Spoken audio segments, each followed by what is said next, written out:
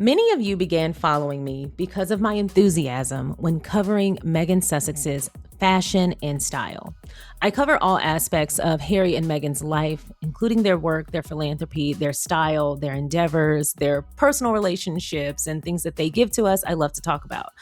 But one of the things that I have enjoyed from the very beginning in the evolution of my channel is Meghan and Harry's fashion, particularly Meghan's, because I just felt like she brought such a fresh and new and modern, but always very classy and dignified, sophisticated style to the royal family, who is traditionally very, very stuffy.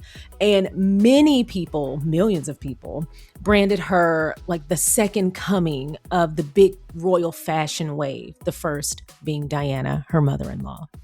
And so I loved covering Meghan's fashion. I love covering Meghan's fashion. Not only do we have a Sussex style playlist, but we also have a Vogue Darling playlist because Vogue regularly gushes over Meghan.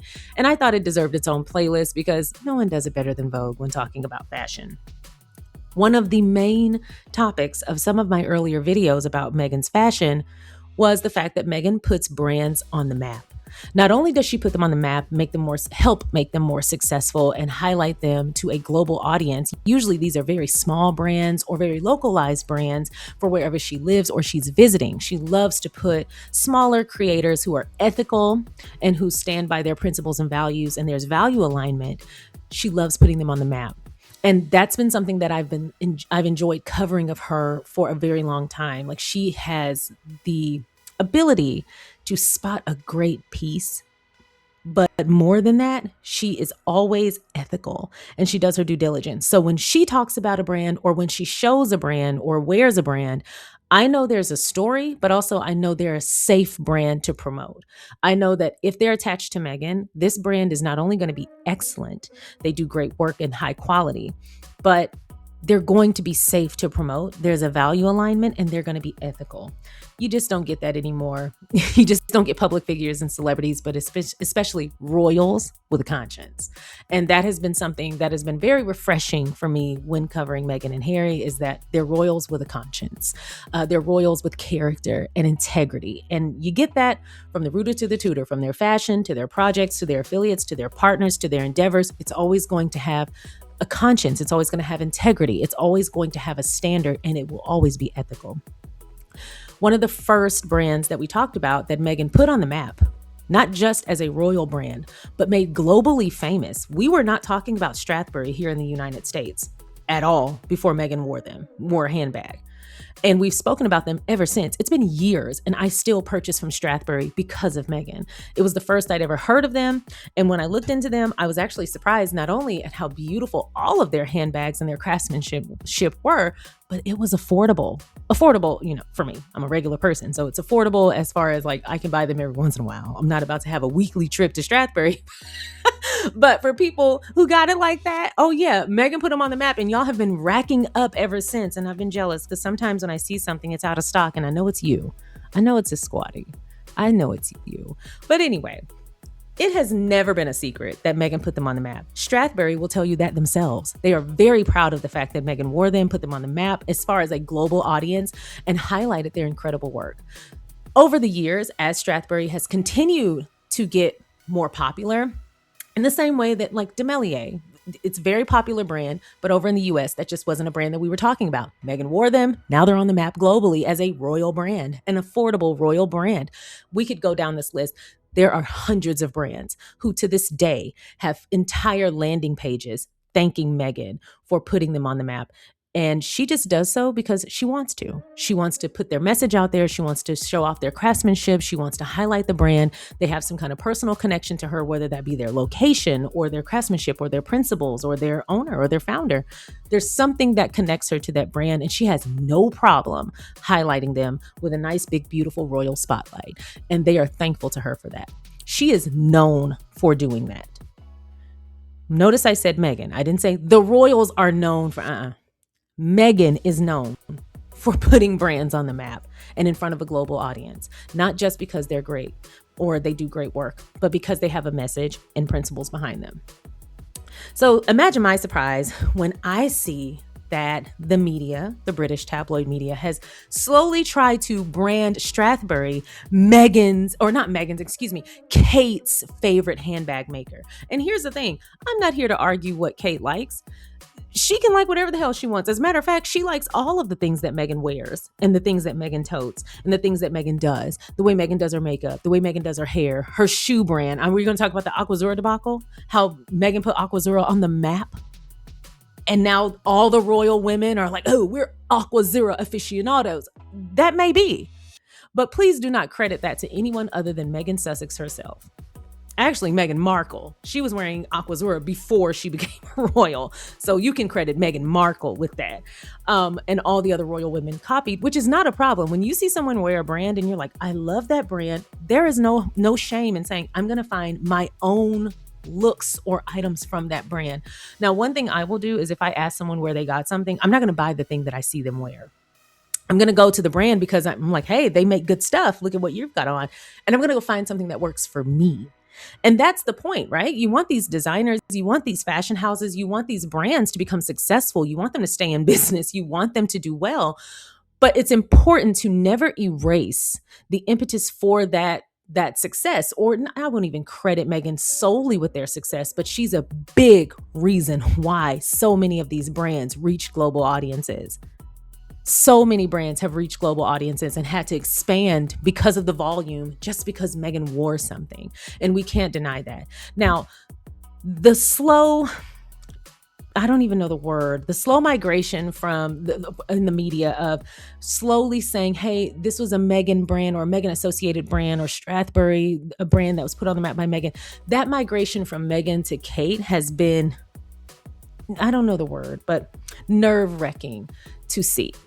Because it could never be more obvious. That's what frustrates me, is they don't even try to hide it. It's like, yeah, this is a very popular brand now, and we have seen Kate wear it a couple of times. So let's just give Kate the credit. That's the shit that pisses me off, because one of the things that we talked about with the Copy Kate saga, how Kate has worn pretty much full-on looks from top to bottom that Meghan has worn, and then the media in the UK has tried to brand those looks as Kate's and then imply that Meghan copied her, which is crazy.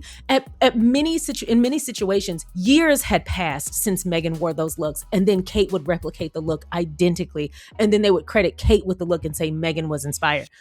Y'all, I don't want to go down that line. Y'all have many ranting live streams and videos of me going off about the copycat thing, because I take someone's signature style very seriously. That is a form of self-expression, but also it's just not fair and it's not cool when someone takes something that you put your hard work and effort into and gives that credit to someone else. Not only is that wrong, but it's weird.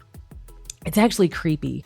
I actually had someone do that not too long ago with something I put a lot of time and attention into, and it's not a small something. It's a very big something. And it took me years to put all this time and attention into this thing. And it was something that I loved and I enjoyed, and someone copied it blow for blow.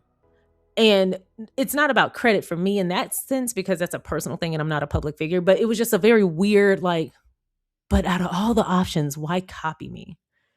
And I've had that issue, creatives, they get inspired, and I've never been shy about being inspired. But when I'm inspired by something and it results in content, I'm going to credit the inspiration always. And I have seen things that are markers for my own creative works and effort, and working with some of these, like I work with Clipchamp, and I've worked with a number of other video editors. And being that I worked in tech for so long, I would work with some of these, platform hosts, some of these video editing softwares to create certain things for my videos that they then made live for other people to use, which is cool. I mean, that's great. That's how, things evolve. But I've seen people use exact edits of mine, or even clip some of my edits into their videos and never credit me. And thankfully, you're not going to get anything over on certain people. And certain people will tag me and be like, I saw this on Sharion's page, or hey, this is from Sharion's video. Are you going to credit her? Usually when I find out about it, it's because people are getting in their ass. And so listen, I appreciate that so much, because I don't have eyes everywhere, but also some of these things are actual copyright ripoffs. So I appreciate when people do that, but it's no fun when you see something that you put your hard work and effort into, especially something you created or something that expresses or is like a form of self-expression, and you see someone else just rip it off completely. It's even worse when someone credits them with that creation. It's not petty, in my opinion. it's right to want to retain ownership or acknowledgement or credit for something you created, as you should. And so seeing people slowly start to credit Kate with putting Strathberry on the map and highlighting Strathberry as a Kate associated brand, it's all part of the erasure of trying to take away anything positive that is associated with Meghan Sussex and apply it to Kate, who does nothing for the world around her. She is the epitome of a fat cat, lazy, rich, privileged person who offers nothing to the world but takes and takes and takes. She is a wonderful example of that. She has the lowest working engagements every year. She is the one of the least popular royals. Every year, she's rated one of the lowest. She rarely shares or divulges anything worthwhile. And even some of her projects that she's been working on for literal decades right now, we later find out that those are ripoffs of things that Diana rejected, saying that, hey, my heart isn't into this platform or into this mission. I want to go in this direction. And so they recycled it when Kate came around and was like, hey, do you want to do early childhood development? Great, we'll tack that to you. It's a safe agenda. And even with a safe agenda, with so much support, she has done nothing in that space. She started how many initiatives that haven't gone anywhere? And so at one point they were doing the Kate effect. And that was, that went on for a long time. People were talking about her fashion and her style and how when she wore something, it sold out. Okay, great, whatever. She's famous because she's a royal woman. So that is expected. But there was never any heart and soul into that. And for the looks that you liked from Kate, you can either credit someone who came before her, like a predecessor, like her mother-in-law or her grandmother-in-law, or now Meghan. You can credit someone who came after her with some of the looks that you've liked on Miss Kate. But none of those looks were her brainchild. You can also credit her stylists. If they're not paying homage, they're just putting something on her, and she is a walking mannequin. She doesn't put these looks together. I would venture to say she doesn't even know how. She doesn't know what her personal message is, and she doesn't know what her style is because she is a mannequin. And that is okay. That's not everybody's forte. The problem is she has no problem also accepting the credit that comes along with that, even when it's at the expense of her sister-in-law. And I would even venture to say that's the icing on the cake for her. The cake, for her. And so I got personally afflicted with this Strathberry thing because the reason global audiences have flocked to the brand, and the brand will tell you this themselves, is because of Meghan. And there's nothing wrong with other people getting on board, because that's the reason you highlight things, is so it can become more popular and more accessible and more, a wider visibility. But always remember where the credit belongs. And the erasure of Meghan Sussex, especially when it comes to highlighting certain brands that are on the map because of her, I need y'all to remember where you got it from. And I think the erasure of Meghan is, one, racist, but two, yet another example of the agenda to minimize her to amplify other royals. And it's not fair. So today, I know I've ranted, I'm sorry, but today I want to look at this article from Feminegra, who, y'all know, they always bring receipts. They're my favorite platform for royal news, and that's why I like them so much. I want them to become one of the top contenders. When you Google a royal matter, I want Feminegra up first, because they always offer not only receipts, but these indisputable timelines. They just have a record of things. Like, my brain, I have to go do research, because once I've talked about it, it's kind of out of my brain moving forward, because there's so much to cover. I love that their memory is long and it's sharp. And I appreciate that they put together these timelines. They offer graphics, they offer receipts. They are going to bring you the truth with the receipts to match. And I want to see them as one of the top royal platforms in the world, even celebrity platforms as well. So I keep pushing them, because discovering them has completely changed my view of the media. I genuinely was at a place where I was like, all hope is lost. And then came Feminegra. So anyway, we're going to look at an article from them. They're going to talk about the Strathberry thing. And then I'm going to give you my opinion at the end. And I'm pretty sure you're like, Sharion, how much more opinion can you have? You've been talking for hours. I got more for you. Just hold tight. Let's get started.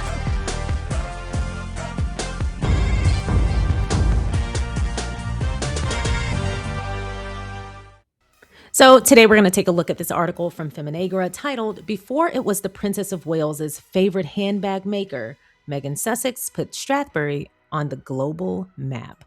And y'all already know, this is from Miss Historian. A decade ago, Strathberry was still a relatively small Scottish accessories label with limited mainstream international recognition. That changed in an instant when Meghan Sussex stepped out carrying its Midi Tote during her first official appearance with Prince Harry in 2017. The bag flew off the shelves. Online traffic skyrocketed by 5,000%, and the brand was suddenly on the global radar. Today, Strathberry is on the verge of selling a minority stake to Soho Square, with a valuation approaching £100 million, a stunning rise built on sales that are understood to have increased fivefold since 2021. I also want to pause and say in 2017, they gave several interviews, which I will offer clips and are all linked in the description box below. But in those interviews, they said that the handbag Meghan wore sold out in 11 minutes and immediately went on a wait list. Is that not insane? 11 minutes after Meghan made this appearance. That is crazy. And even now, if you go to their website and search Meghan, this bag pops up because it is so highly requested because of Meghan nearly 10 years later. That is insane. Yet, as the brand prepares for its next chapter, recent British media coverage risks rewriting its royal fashion origin story. Recent coverage has increasingly foregrounded Kate Middleton's association with Strathberry, with the Times even crediting part of the company's recent success to the Kate effect, if there is such a thing anymore. Child, ain't nobody thinking about them stuffy old clothes. Sky News similarly led its stake sale report by describing Strathberry as the Princess of Wales's favorite handbag maker, while Meghan's earlier role appeared further down the story. That's also insane because I'm not trying to be an asshole here. I'm going to risk being one, but Kate wearing a brand, in my opinion, actually makes it more, I would think, associates it with more of a retro style, more of a vintage style. And in my opinion, that does more harm than good because what people want now is contemporary. They want classic, they want traditional, they want contemporary. But they still want the contemporary look. They want things that have an elegance and a class and a dignity to them, which I can see the association as far as clothes, not character. But when it comes to the style that Meghan has, when Meghan wears a brand or when a brand is associated with Meghan, you get all of the same tradition, you get classic style, you get that dignified sophistication, but you also get a contemporary look that doesn't look dated. You have all the elements of why people lean into classic looks and tradition, but you have all the elements of today and more of a thoughtful approach to dressing and more of a sophistication, less stuffy. Think, a classic leather bag, a well-crafted luxury leather bag. I would associate that with Meghan. But inside of that bag, I would probably find things that a person needs to live daily life because Meghan is a grounded person. Whereas if Kate wore that same bag, I would probably find a 100-year-old used handkerchief and a whole bunch of mints. I'm all for mints, but it's the difference between association.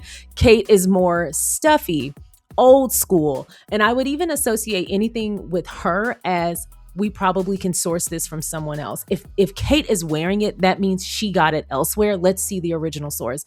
Rarely have I ever discovered, actually, I don't think I've ever discovered anything from Kate, but rarely has anyone discovered something because of Kate or discovered something with Kate as the original wearer.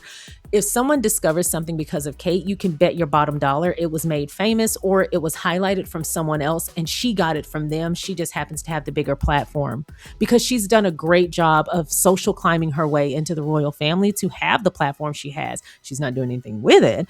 But as far as being exposed to something because of her, maybe, sure, why not? But you can bet your bottom dollar the look or the item came from someone else who probably had a much more thoughtful and original approach. And so both ladies can wear the same handbag. You can bet your bottom dollar if they're wearing the same handbag, Meghan wore it first.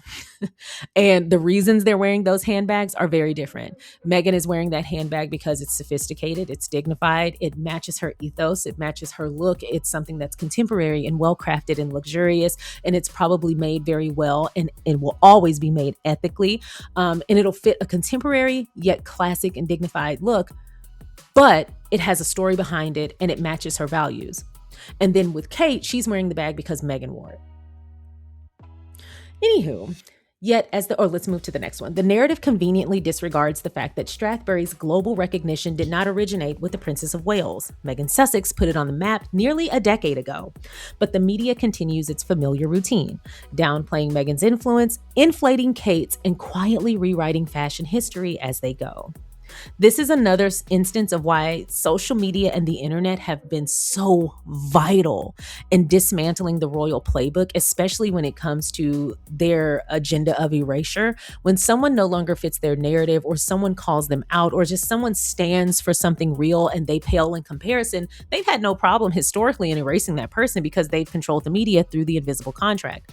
With the internet and with social media, it puts the power in the hands of the people, and we archive things. We remember things. We have the ability to research. We have the ability to go back and look at things in real time, whereas that ability didn't exist before the 90s. And now that we have that, and we can so readily do it, we don't have to wait till we get home and go in the computer room and wait until dial-up logs us onto the internet and then sort through hundreds of articles at a very slow pace.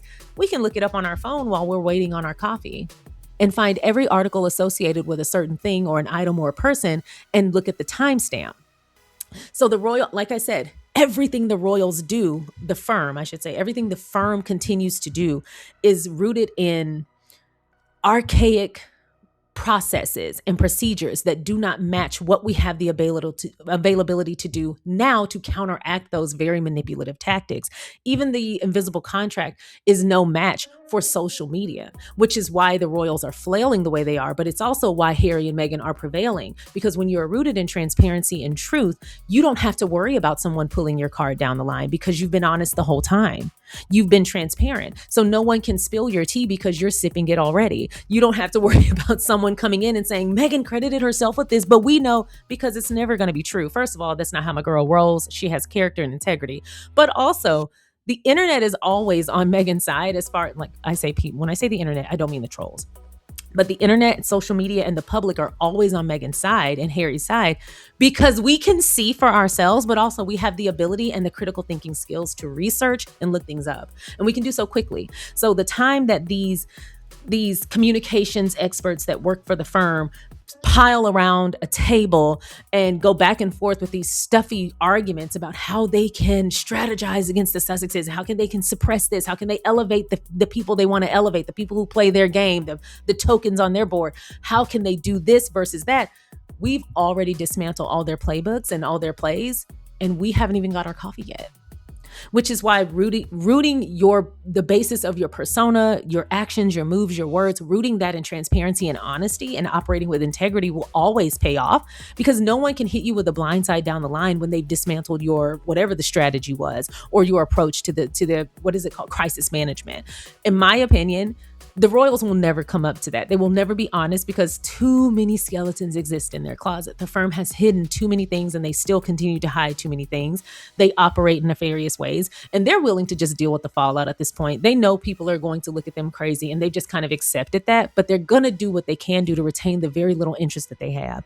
In my opinion, that is a losing game, because just like right now, how the people that work for them in the media are trying to rewrite history, you have organizations like Feminegra, you have YouTubers like myself and many, many, many, many others who do the research. And sometimes it takes like 10 minutes. Do the research and say, that's not true. Here's the truth. And then we can reach the same global audiences that they can reach. That's never been the case before, which again is why they're floundering. It is remarkable how quickly a narrative can be rewritten when the right people are involved. But look closely at how Sky News frames that success. The headline leads with the Princess of Wales. Princess of Wales' favorite handbag maker close to stake sale. The first paragraph describes the brand as one that counts the Princess of Wales among its high-profile customers. The article then notes that Meghan Sussex also carried one of the company's bags on her first public outing after her engagement to Prince Harry.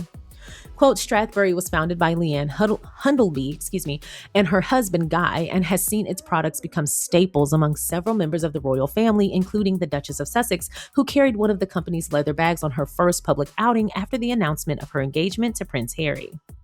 Read that again. Meghan is mentioned almost as an afterthought, but the Royal Association that first transformed Strathberry's international visibility was Meghan's. In December 2017, Meghan carried the tricolor burgundy navy vanilla Midi Tote during her very first official public walkabout in Nottingham alongside Prince Harry.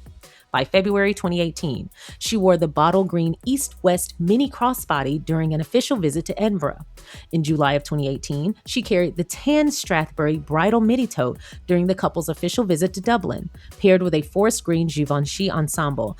Also, I want to point out, these first two looks, Kate has actually copied thread for thread, binding for binding, makeup for makeup, hair for hair, shoe for shoe. She's copied both of these first two looks. I mean, I guess you could say verbatim. Exactly. That has actually been on our copy Kate list of looks that Kate has copied. I mean, that woman is relentless. She sunk her teeth into these looks and she did not let go. She didn't change anything about it. I wouldn't even be surprised if she didn't change the cut. Despite being much taller and a bit wider than Meghan, I would doubt that she changed the cut of them. She squeezed her ass into those clothes because she wanted what Meghan had. You can't convince me otherwise. 3 high-profile occasions in just 7 months, each one putting Strathberry in front of a global audience. Before Kate ever publicly carried Strathberry, Meghan had already generated a 5,000% traffic surge, sold a bag out in 11 minutes, created enormous international press coverage, returned to the company multiple times, and helped turn a relatively small Scottish label into an internationally discussed royal fashion brand. Say that 5 times fast. The media may want to frame Kate as Strathberry's defining customer, but the chronology tells a different story. Kate, by contrast, did not carry a Strathberry bag in public until years after Meghan had already put the brand on the map. Her earliest documented appearance came in December 2020 when she carried a croc-embossed Maltese chain wallet during the royal train tour in Scotland. She subsequently returned to the Strathberry clutch repeatedly, including during royal engagements in Scotland and formal events such as Garter Day and Commonwealth Day. By the time Kate got around to carrying Strathberry, the brand had already been popularized, its aesthetic validated, and its place in royal fashion cemented by Meghan. Whatever explains the overlap, the chronology has become a recurring feature of their fashion coverage. Meghan wears or popularizes a label, Kate later appears in the same brand, and the subsequent coverage can place greater emphasis on Kate's association. Strathberry offers an unusually clear example because Meghan's original commercial impact is measurable. I also want to point out that Sophie has also started wearing Strathberry as well. You would be forgiven for layering the blame at Kate's former stylist, Natasha Archer. When Archer's Instagram account became public, it showed that she followed Meghan, as ever, Daniel Martin, Delphina Blacquier, Heather Dorak, and Highbrow Hippie, among others. The trail of connections was extensive and difficult to dismiss as a coincidence. But Archer no longer works for Kate. She departed in 2025, and yet Kate has continued to appear in California labels already associated with Meghan's wardrobe. She wore Jenny Kane during her Italy trip, which doesn't make sense. Jenny Kane makes wonderful pieces, but it didn't make sense for a trip to Italy, in my opinion, being that Meghan has really honed in on not only semi-method dressing, but she's always paid homage to the location and the people that she is visiting when she travels.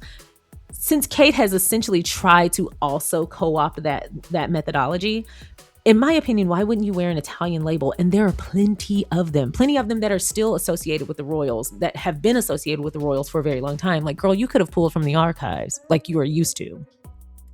Now she steps out in Rodart, another California-founded brand.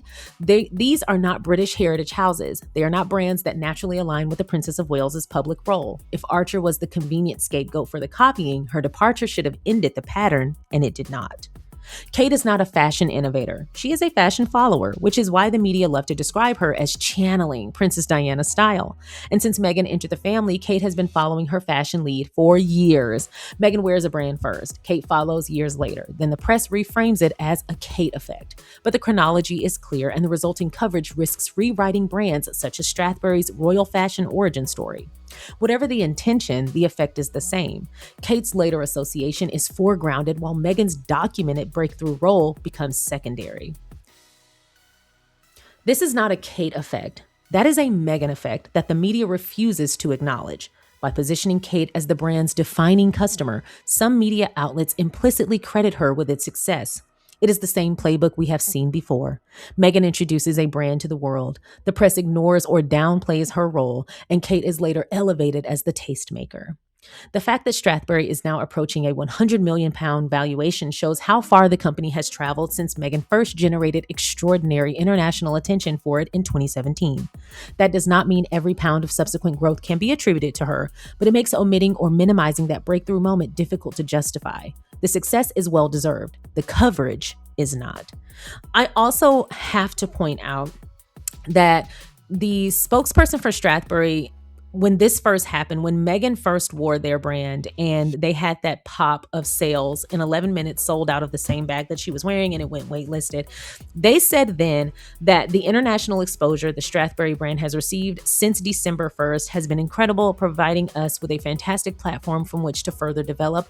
And they went on to say that they wanted to be on the same tier as a brand as other established brands like Lowe and Burberry. And they said that was their ambition. And now they are, or they're very close to it. They said that the first time they made that statement of their ambition was after Meghan wore their brand and gave them that first pop of sales, and has continued to generate sales from that first outing. Yet she has worn several other bags from them, and those have also created pops in sales. And so I think it's important to recognize that that was the major growth moment for them, and that absolutely can be attributed to Meghan. So anyway, thank you, Feminegra, and thank you, Miss Historian, for bringing the facts as always. And I also want to continue this conversation because I pulled a few quotes from some of those initial interviews from Strathberry, the founders, as well as their spokesperson, when they first had that pop of sales from Meghan.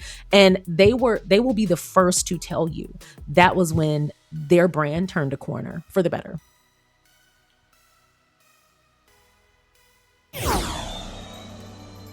Thank you so much for watching the Sharion Sade YouTube channel. I appreciate you watching my content. If you haven't already, please don't forget to go ahead and like this video by hitting the thumbs up. Please don't forget to subscribe by hitting the subscribe button. And don't forget to comment along the way. If you feel so inclined, please don't forget to share so that more people can find us. Once again, thank you so much for watching. Now let's get back to the video. Okay, this video is getting really long, but as you can tell, I'm very passionate about this. Check out my Sussex style playlist where we talk about Meghan, not only with Strathberry and Demelier London, but all the brands that she's worked with over the years and that she's represented over the years or just worn over the years. I recently made that entire playlist public. I have no idea what happened. Me and YouTube, we have these seasons where we're just not on one accord because I have no idea how most of these videos went private. And so I discovered it this morning. And without thinking about it, I just made them public again because I'm like, what the hell? Like, people like these videos. I don't want them to not be able to click on it. What the heck? I turned it on and it made them, it changed their published date to today. So I apologize for those of you who are subscribers or members and you got a bunch of notifications about new videos. Those are the same old videos. They just, I don't know why the published date changed, but they're like 5 years old. I mean, they're Sussex style videos, so they're timeless. You can watch them anytime and they're not like time specific or relevant for right now. But yeah, so you probably got a lot of notifications. Anyway, it might be for the better. Check out those Sussex styles and revisit some of Meghan's most iconic moments, including her buns, makeup, gowns, dresses, casual wear. I love doing those lists, and I'm going to get back to doing those lists because they brought me joy. There's just been so much mess going on that we have to weigh in on. And then there's also so much work-related advancement and progress from Archewell Philanthropies, as well as their entertainment aspect of their careers. We've had a lot to talk about, so we're going to get back to our fashion lists because I miss those. Actually, for those of you who are watching and you've made it this far in the video, thank you. I want to get back to the list, and I want to get back to doing at least one a month because those are so much fun to put together, and we have so much fun in the live chats. Y'all let me know what lists you want me to do now. And keep in mind, even if I've done like Meghan's best buns or chignons or best makeup or best coats, even if we've done them before, a lot of time has passed. Those can all be updated. So let me know what lists you think we should bring back or that we have yet to do or whatever. What do you want to see us make a list about Meghan's fashion with? What do you want us to make a list about regarding Meghan's fashion? There we go. So I want to keep getting into this Meghan effect, but specifically the comments that Strathberry made after Meghan first wore their handbag, because they have been the loudest and the proudest about their association with Meghan, and they have been the ones that have championed the fact that Meghan wearing their brand put them on a global map. They will be the first to tell you that, which is why I like supporting the brand. Actually, I bought one of their crossbody handbags this morning. It was a brown leather handbag. I'll put a picture at the end. But while I was making this video, I said, let me see what's going on at Strathberry. My birthday is next week, and my husband has begged me to stop buying things for myself around my birthday because a number of times we've overlapped. But that ain't nothing but a return. I was looking at Strathberry this morning while making this video, and things happened. It got out of control.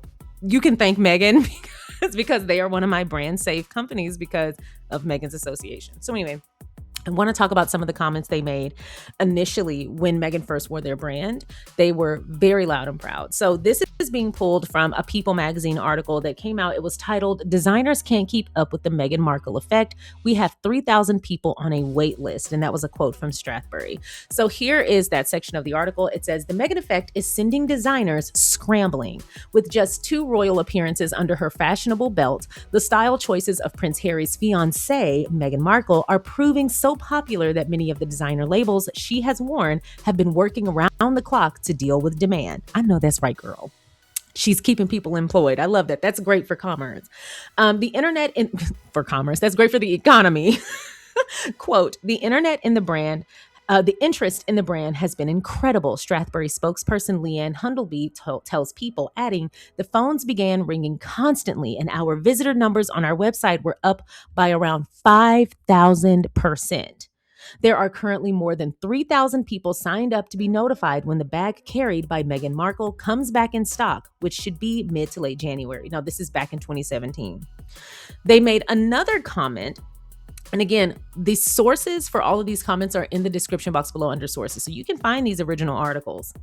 Quote, "The bag in question is the Strathberry Midi Tote in burgundy, navy, and vanilla that Meghan carried on her first royal walkabout with Prince Harry in Nottingham on December 1st. The chic, boxy design, which features a gold crossbar on the handle, sold out in a staggering 11 minutes.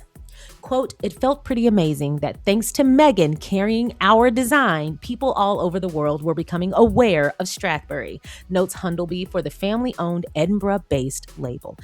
She said it herself. The founder said it herself.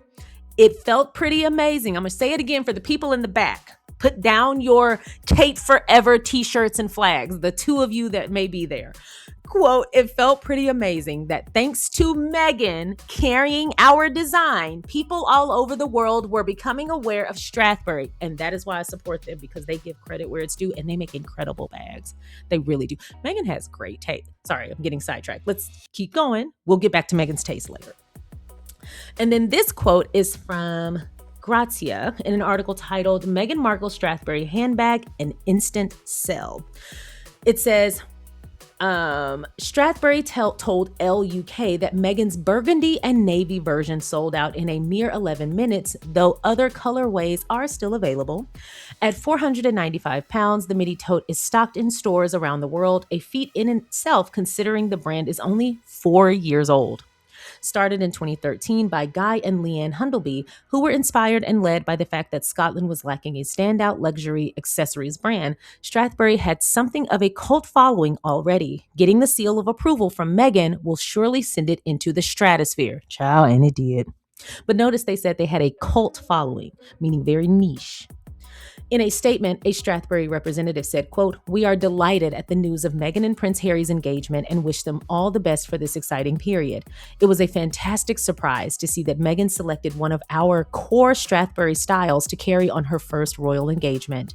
They confirmed that the sought-after bag will be restocked in the new year." Again, this is in 2017. But this is now 3 separate quotes about Meghan's impact right at the beginning. And this one is from The Times, and this article was titled, "Meghan Markle Effect Hands Strathberry a Huge Lift."